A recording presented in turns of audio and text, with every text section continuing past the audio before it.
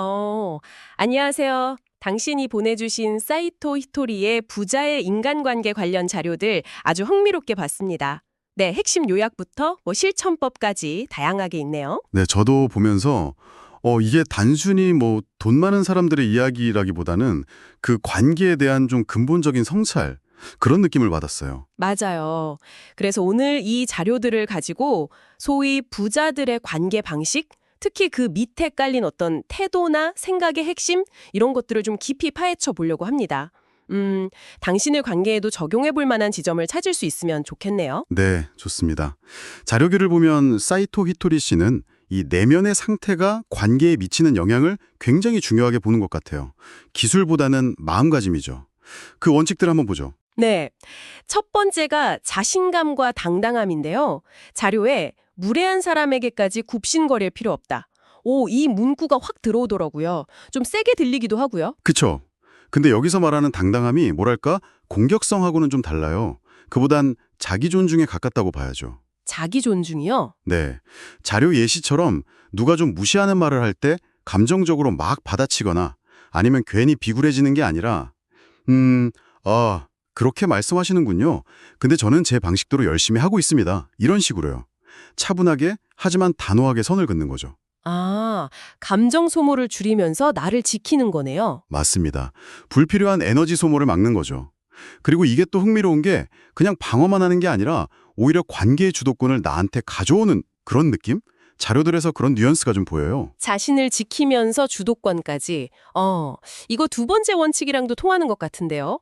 타인을 바꾸려 말고 자신을 바꿔라. 네, 바로 그거죠. 사람은 잘 안 변하니까 나한테 집중해라 이건데, 근데 이게 사실 말은 쉽지만 어렵잖아요. 누굴 바꾸려다 지치기도 하고. 맞아요. 그래서 자료에서도 그냥 내가 변해야지 이렇게 막연하게 말하는 게 아니라 구체적인 방법을 이야기하거든요. 어떤 방법인가요? 예를 들면 왜 저 사람은 나를 이해 못하지? 이 생각 대신에 이 상황에서 내가 어떻게 하면 좀 편안해질까? 이렇게 질문 자체를 바꾸는 거예요. 아, 관점의 전환이네요. 네. 그리고 중요한 포인트가 나오는데 상대방의 행동 패턴을 좀 객관적으로 파악하고 그에 맞춰서 전략적으로 거리 조절을 하라는 거예요. 거리 조절이요? 피하는 거랑은 다른 건가요? 그렇죠.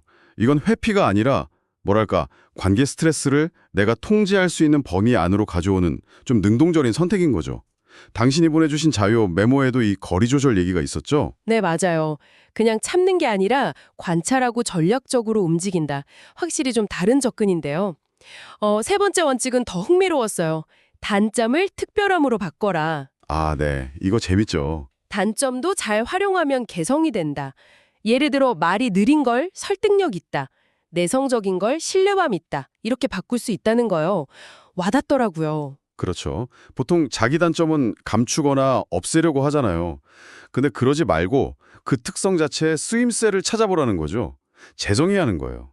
쓰임새를 찾는다. 네. 사이토 히토리 씨는 모든 특성엔 양면이 있다고 본 것 같아요. 그러니까 내가 단점이라고 생각하는 부분이 어떤 상황, 어떤 사람에게는 오히려 강점이나 매력으로 보일 수도 있다는 거죠.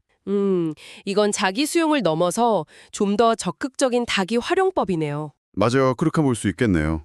자, 네 번째는 긍정적인 에너지 유지입니다. 힘들다, 죽겠다 이런 부정적인 말은 에너지를 뺏고 안 좋은 일을 끌어당기니까 괜찮아, 나는 운이 좋다 이런 긍정적인 말과 생각을 습관화해라. 이건 사실 좀 이상적으로 들릴 수도 있을 것 같아요. 네, 그럴 수 있죠. 근데 여기서 강조하는 게 그냥 무조건 긍정, 이게 아니라 그 말과 생각이 감정에 미치는 영향, 그리고 그 감정이 만들어내는 어떤 분위기, 혹은 자료 표현대로라면 파동의 중요성을 말하는 것 같아요. 아, 파동이요? 네. 이 기분 좋은 파동이 좋은 사람이나 기회를 끌어당기는 뭐랄까 자석 같은 역할을 한다는 거죠.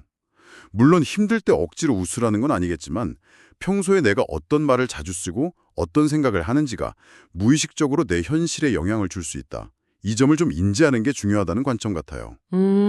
언어 습관이나 생각 패턴이 현실에 영향을 미친다.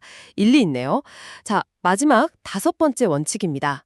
사랑과 배려의 시선으로 대하라. 네, 이건 앞선 원칙들이 좀 나에게 집중했다면 이제 관계의 상호작용 측면을 다루죠. 맞아요. 사람을 막 분석하거나 평가하기보다는 애정을 갖고 대하고 진심으로 공감하는 태도. 이걸 강조하더라고요. 네. 자료 예시도 좋았어요. 친구가 고민 얘기할 때 바로 해결책부터 딱 내놓는 게 아니라 아이고 그랬구나. 진짜 힘들었겠다. 이렇게 감정을 먼저 읽어주는 거예요. 아, 공감이 먼저군요. 그렇죠. 조언을 하더라도 넌 이게 문제야. 이게 아니라 이런 방법도 있는데 한번 생각해 볼래? 이런 식으로 부드럽게. 여기서 사랑이란 말이 좀 추상적이긴 한데 핵심은 판단을 좀 보류하고 진심으로 관심을 갖는 태도인 것 같아요. 결국 뭐 기술적인 소통 능력보다는 그 마음, 진심이 중요하다는 거네요. 네, 맞습니다. 그래야 깊고 오래가는 관계가 된다는 거죠. 자료들이 다 일관되게 그 얘기를 하고 있어요. 오늘 이렇게 쭉 살펴본 자료들을 정리해보면 사이토 히토리가 말하는 부자의 인간관계라는 건 결국 돈 자체가 아니라 뭐랄까요, 자기 존중에서 오는 당당함, 또 타인에게 쉽게 휘둘리지 않는 어떤 내적 중심. 그렇죠.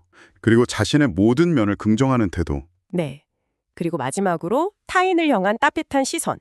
이런 내면의 풍요로움에서 시작되는 것 같다. 이런 생각이 드네요. 이 이야기들이 당신에게는 어떻게 다가왔나요? 사이토 히토리 씨는 부든 인간관계든 다 흐름이 중요하다고 봤잖아요. 오늘 얘기 나눈 원칙들이 결국 관계 속에서 어떻게 하면 좀 긍정적인 에너지의 흐름을 만들고 유지할 수 있을까? 여기에 대한 구체적인 제안들이 아닌가 싶어요. 내 안의 상태가 바깥 세상, 특히 인간관계에 그대로 비친다는 거죠. 네, 일관된 메시지네요. 자, 마지막으로 이 자료들을 곱씹으면서 당신 스스로에게 한번 던져볼 만한 질문을 남겨볼까 합니다. 만약 관계가 정말 내면 상태의 거울이라면 오늘 우리가 나눈 이야기들 중에서요, 당신의 내면에 아주 작은 변화 하나를 이번 주에 시도해 볼 수 있다면 그건 무엇일까요? 작은 변화 하나. 네. 그리고 그 작은 시도가 당신의 관계에 어떤 잔잔한 파문, 어떤 영향을 미치는지 한번 관찰해 보시는 건 어떨까요?